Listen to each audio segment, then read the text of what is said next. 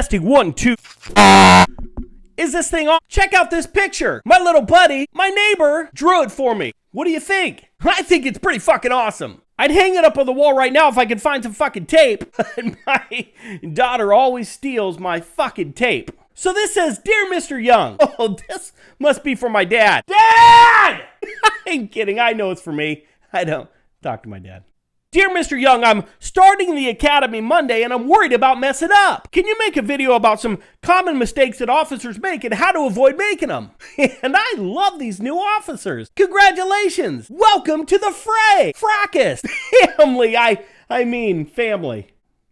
So yeah, I can do a video about mistakes, common missteps that newer COs make. Here goes.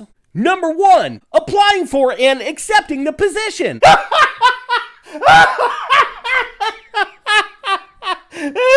I'm kidding.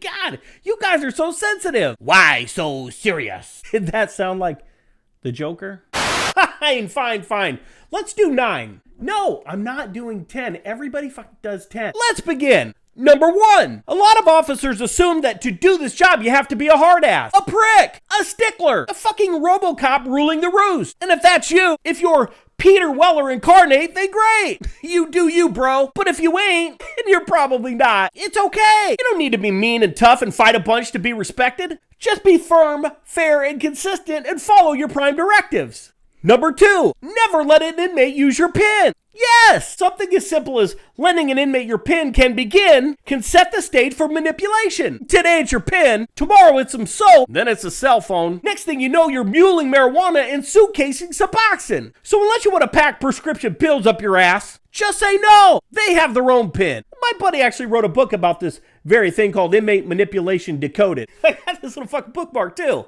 I'll put the link in the description below. Number 3, when you do your count, do your fucking count. A lot of boots assume that they know who's who, so when they're walking through, they don't really check. Verify. And I wonder why. Our whole mission, the most important thing that we do, is ensure that those that are supposed to be inside stay inside and are alive. So don't assume. Don't take the word of the inattentive officer that you relieved. Handle your business and do your count.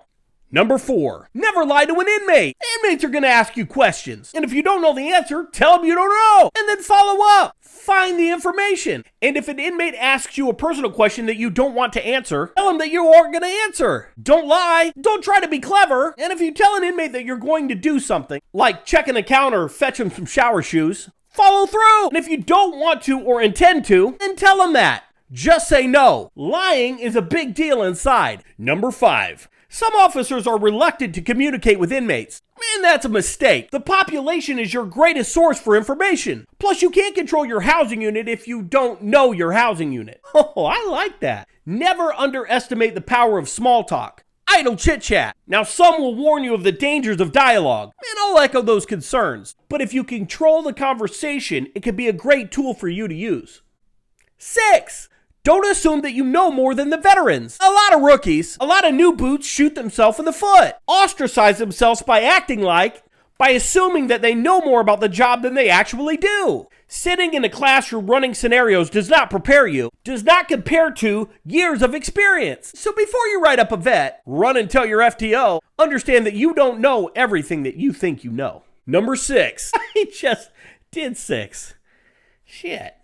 Number 7. Do not, under no circumstances, should you volunteer to work overtime on your weekend. Do what you want, but trust me, there will be plenty of overtime to go around. And go get it. Work overtime all week. But on your days off, do you. Have fun. Cut loose. Let it all hang out. Oh, don't let it all hang out because you don't want to catch a charge for lewd conduct. Ocho. That's Spanish for 8. Learn to live off your base wage, your regular salary. A lot of new and not so new officers screw up, make a mistake by overspending, overextending. Because right now, most departments are so understaffed that most officers can just write their own check. In some cases, doubling or tripling what they would normally bring in. So they spend instead of save. Buying big houses, trucks, and boats, and bikes, all kinds of shit. But the problem is that money, that green, is not guaranteed. And if it dries up, if hell freezes over and the agencies are finally able to staff their building, you'll be in a bad way. Left with bills that you're unable to pay.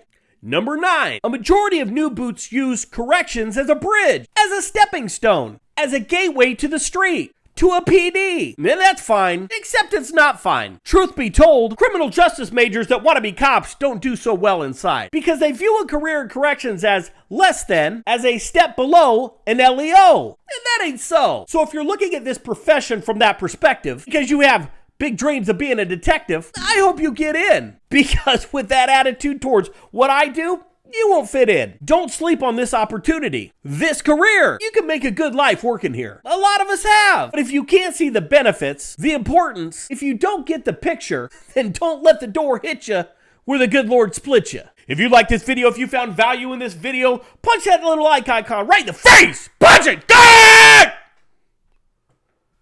Woo! Like, comment, and share this content with anyone and everyone that you think may be interested. Subscribe and click that little bell so you're notified every time I release another video.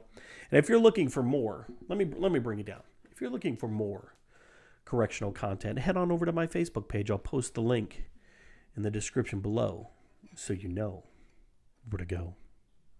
All right, guys, that's all I got. Until next time, be smart, stay safe, stay sane. You say it. I'm not going to say it. Hey, hey, yeah, hey, hey, yeah, yeah, hey, hey, hey,